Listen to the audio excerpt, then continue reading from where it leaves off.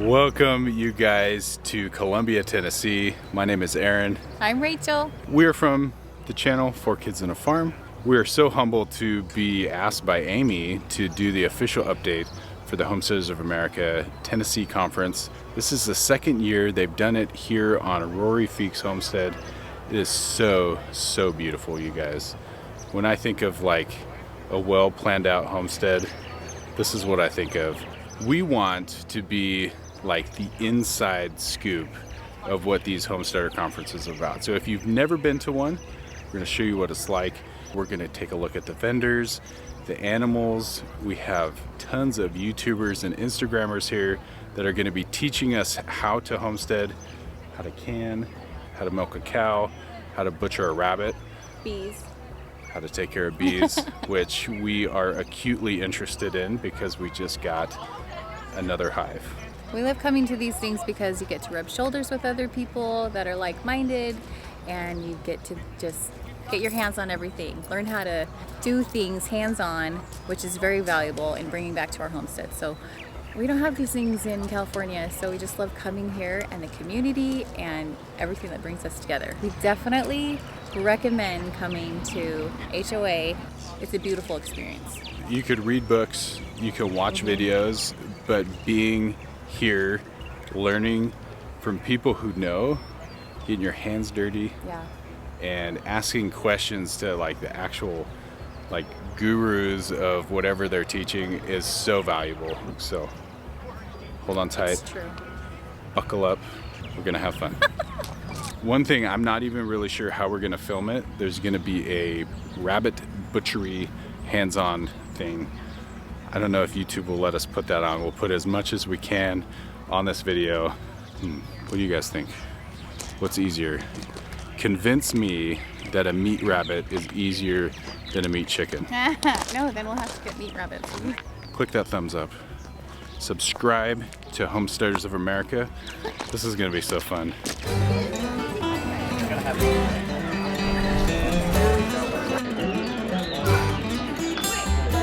Okay, y'all, before it starts, we wanted to give you guys a tour. So I'm gonna do a little pano real quick.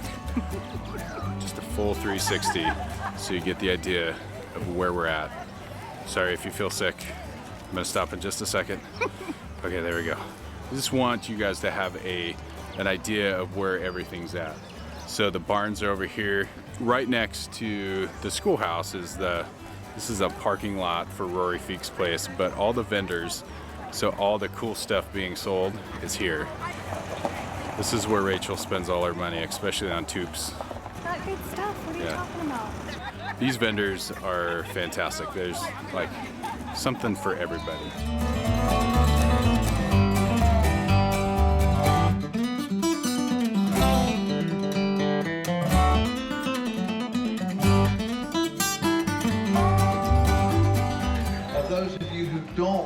How many of you want chickens?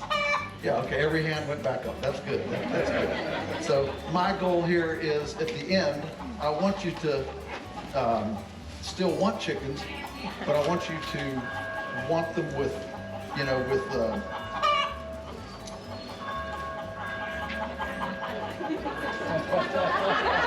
It's a school bell. Is that, we're supposed to go to class now? This is chicken class. This is chicken class. Okay. So the way you hold a chicken is you put your middle finger between their legs, just like this, and you let them sit in the palm of your hand, just like this. I'm not kidding about this being official. I learned this in 4-H when I was, 12 years old. The official PhD poultry specialist from Virginia Tech. I mean, it doesn't get any more official than that. By doing this, suddenly, she doesn't have anything to push against with her feet. She quits pushing. Because all she's doing is just pushing against the air. See how she moves her, but her tail,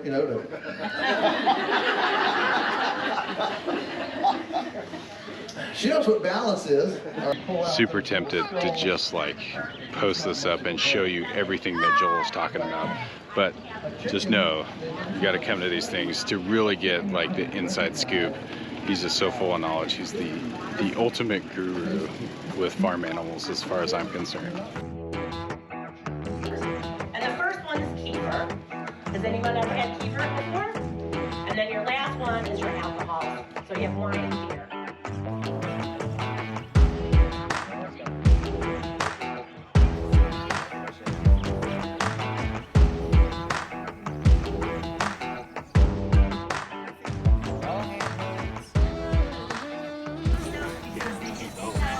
Hey guys, look what I found. Why don't you introduce yourself real quick? Hey homesteaders, Daniel Salatin, Polyface Farm here in Tennessee.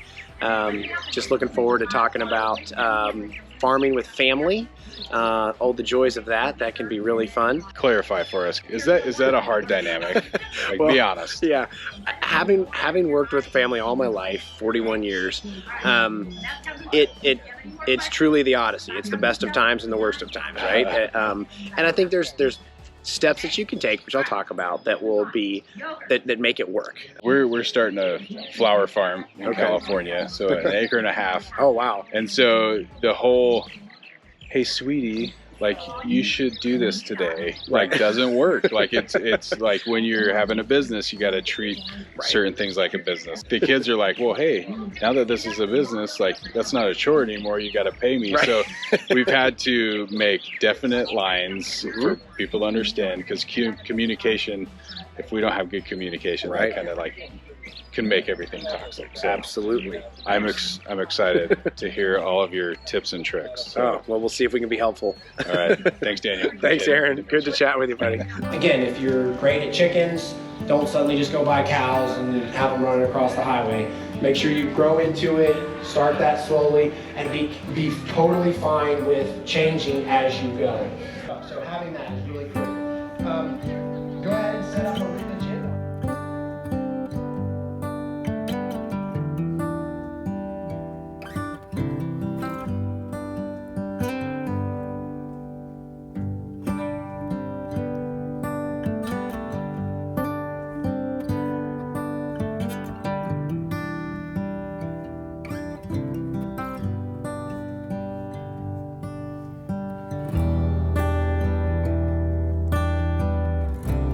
Most of the farm is in grass. Most of the farm is in grass, and that's ruminants. So what do you want in a crop that you're going to raise for animal food? It's going to be easy to grow. Got to grow a whole lot. Got to store passively. Got to feed out without processing. Ideally, it's also people food, so that if there are starving multitudes, you can feed it to them. And we can direct you to a few. History is rife with examples of those crops, and you'll just find some that work for your ecosystem, for your environment. Okay, guys, I want to introduce you to one of my favorite homesteading families. My favorite homesteading families, Shawn and Beth Dougherty. Can you guys tell everybody what you all are about in a nutshell? We are low input, stop going to the feed store, farm, and raise your own food. And we're about grass and dairy cows, because the way you turn your ecosystem into food for you, your animals, and your soil is to harvest sunlight through grass, through the guts of a dairy ruminant. It's getting lousy land and turning it into beautiful That's right. gardens. Farming on the cheap and Yes. farming with your family. That's right. And we love HOA. Most people will say, if you're going to start homesteading, get chickens. You say Cow. The day one we're on a new piece of property, we're gonna have our cow on a tether right next to us, bringing her into pasture. And we're gonna match our animal, the ruminant that we're bringing in, to the pasture that we have in topography. So if you've got a lot of briars, you're gonna bring in a goat. If you've got forbs, you're gonna bring in sheep or cow, and with grass. With the grass pasture, bring in a cow. And if you think we're kidding, grab our book or go to our very small, very obscure website, The One Cow Revolution, and read how serious we are.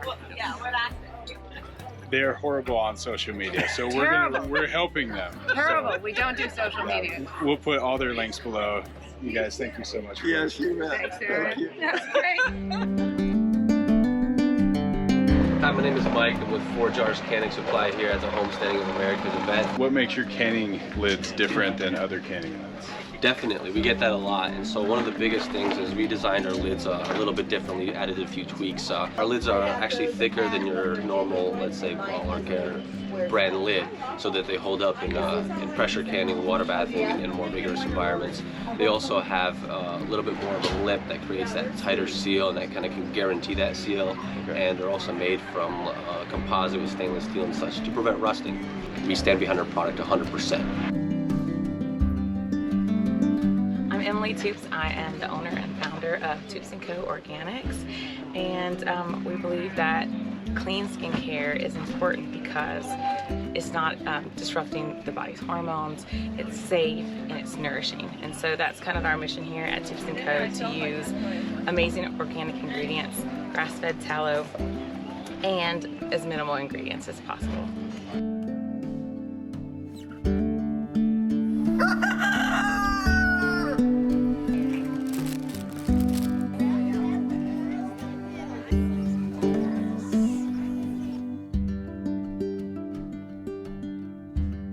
All animals poop? Yes, all of them poop. There's one scrambling over there, and see there's little caverns and cavities. See, look at this cavity here. Okay? Oh, look at all the larvae, the little worms. You're gonna have to wash and then your hands. You think I have to wash my hands? Oh, that's yummy.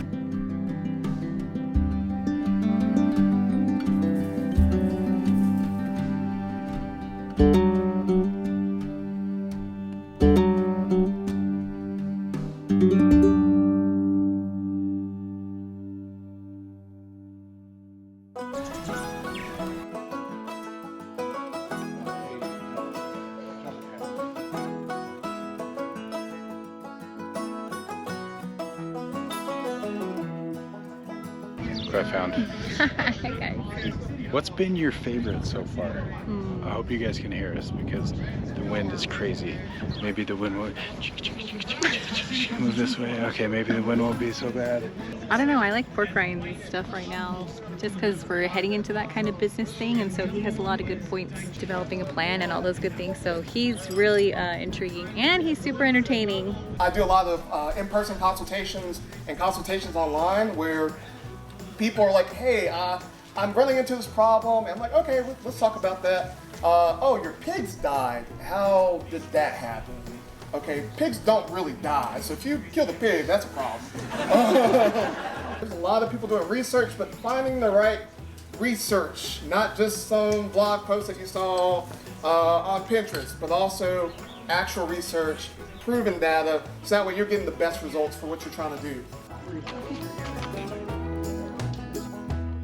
I mean, I thought quail were fickle. Goodness, meat birds, they have heart attacks while they're eating.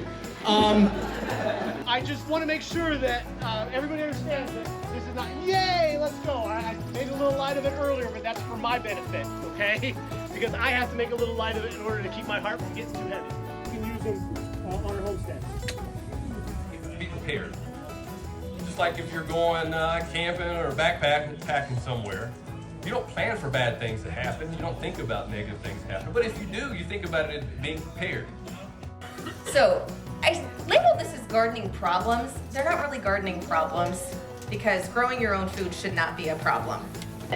But just like a lot of the things that you're going through right now with your homesteading, you may have to wait a little bit to truly see the reward. You're putting in the hard work now, you're putting in the foundations.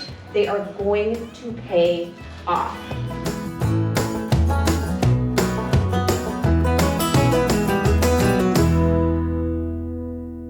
So I met another gentleman that is synonymous with homesteading. Go ahead and introduce yourself for those who don't know you. I mean, I don't know who doesn't. Justin Rhodes, and I'm here to tell you, you can homestead, I can help. And I do that with my inspirational, educational content on YouTube with Justin Rhodes, my streaming platform, Abundance Plus, and now my new book, The Rooted Life. Favorite chicken breed? I would say Rhode Island Red. They lay a lot of eggs, they're super hardy, and they're super available. I mean, you can easily find them, and you could easily replace them. How about Rebecca's favorite?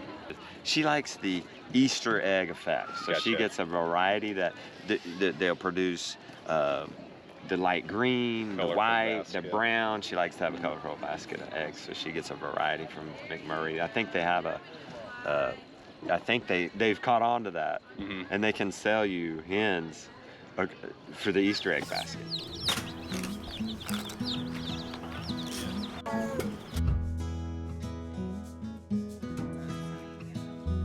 Hey, I'm Tom Watkins, so I'm the president and co-owner of McMurray Hatchery. We're a family-owned chicken hatchery. We've been around for 105 years now, so it's tough to think about that many years. What do you think is the best meat bird for a homestead? I like Murray's Big Red Broiler, so it's a red broiler because of two reasons. So I don't have to set a butcher time because I can just kind of grow naturally more normally. So if I wanted to wait 12 weeks, 14 weeks, 16 weeks, I can spread that out and do it on my own time. I like dark meat. I like thighs and legs. So if I'm gonna eat chicken, I want a chicken thigh with some fat on it. The Cornish cross are good. They put a lot of meat on the table, but basically you're getting a lot of breasts, and that's not a breast guy. So. We've raised the Big Red broilers for the last 2 years, and we love them not only because they're super hardy, they're good on pasture. We kept one, the kids named her Pretzel, and she ends up being a fantastic egg layer. Absolutely. So if you ever get squirmish and you're like, well, I don't want to process them all, then they just could go in with your egg laying flock. Absolutely. They're more normal, natural chickens. They're still a big bird. They're still meant to be a broiler, but they can also live a life too. Right. So.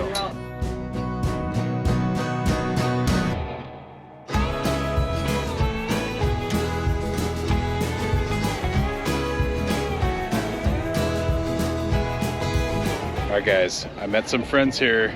Go ahead and introduce yourself. I'm Cindy, I'm James. And where are y'all from? Kentucky. What did y'all learn that made a difference in your life?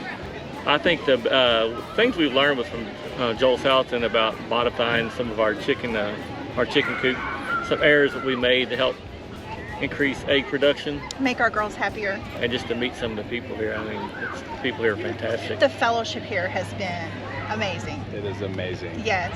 Justin Rhodes said just a little bit ago that sometimes homesteading can be a little bit lonely because everybody thinks you're a weirdo. I don't want to be normal. This is weirdo. I'm digging it. That's right. High in everything if they're grown right?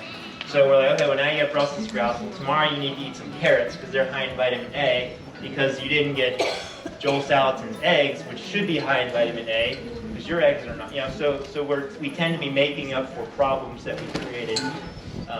Maybe intentional. I'm not going to run a marathon, but I feel like I've got more stamina, more energy, and because it contains trace amounts of a chemical called rezapine, they feel, which is an antipsychotic by the way, they feel better emotionally and mentally.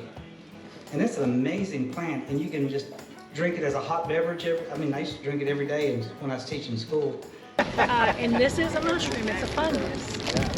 And it grows only on birch trees, so it has betulin in it, which is really, really good for your immune system. Yeah. And really you want to try one of these? Right. This is just like a sweet and sour pickle, or like a bread and butter pickle. So would we, Chadi, you said it grows on birch trees? Birch trees. So if we went out and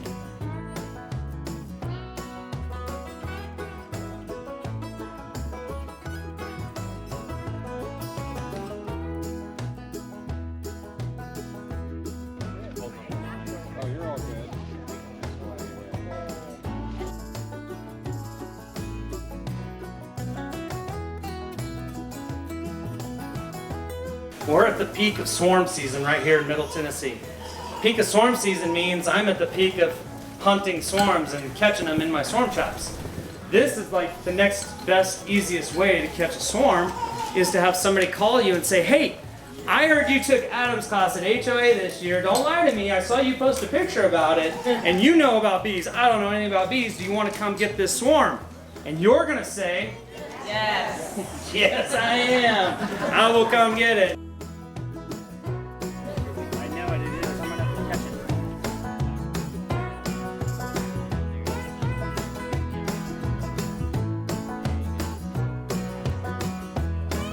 eventually Stacy and I are planning on having these kind of events right in our place so we can go through our systems, right? I will tell you. Some people are complaining about the cost of this stuff. You will really complain when you come to our house. Right? You guys, you're gaining knowledge from experienced people, right? And all of us, we take a week away from our homestead to come and do this stuff. So there is so much value here. So just remember that.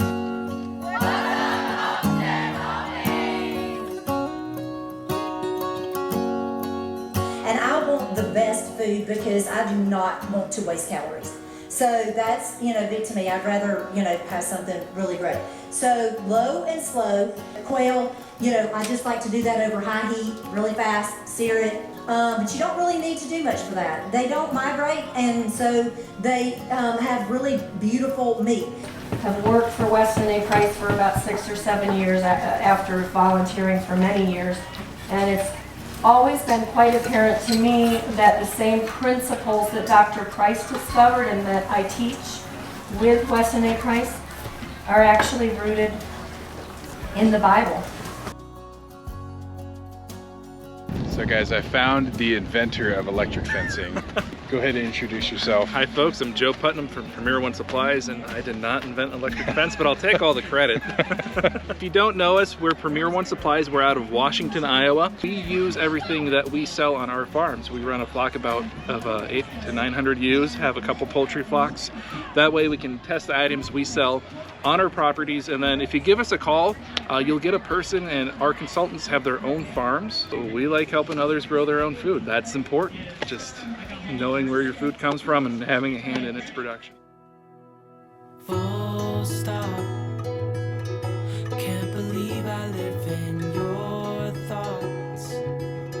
I think about you all the time, morning, evening, and midnight. Such a wonderful delight. It's over. It's over. And we're sad, but we're leaving here with full hearts and full minds. So coming to these classes, coming to the Homesteaders of America is so valuable because you get to take those little nuggets that are gonna work on your homestead, take them back, put them to work, and make your farm a better place. What was one of your favorite things? My favorite thing was Daniel Salatin's talk on how to make a family farm and a family enterprise work. I like doing kid dinners, but I also geeked out really bad on the bees because we just got bees. Oh my gosh. Aaron was like, why are you still over there? I was over there for like ever. Bees are fascinating. I'm a little tiny bit intimidated, and I saw a look in Rachel's eye and I just had this image of 20 hives in our yard. So stay tuned for that. I'm sure it's gonna happen. I know, and he's got to build me some hives now. Adam with Bee Kept, I love you and I hate you. Thank you for hanging out with us this weekend. Everybody here is quality human. Everybody here is trying to do what's best. Make sure you like this video, subscribe to the channel, send this video to somebody who wants to go to a homesteading conference but never will. It makes all these excuses all the time, but they should go. Okay guys, appreciate it. We'll see you in the next video. Well, actually we don't know if we'll be hired again for this next year. Thank you. We love you. Take care. We'll see you later.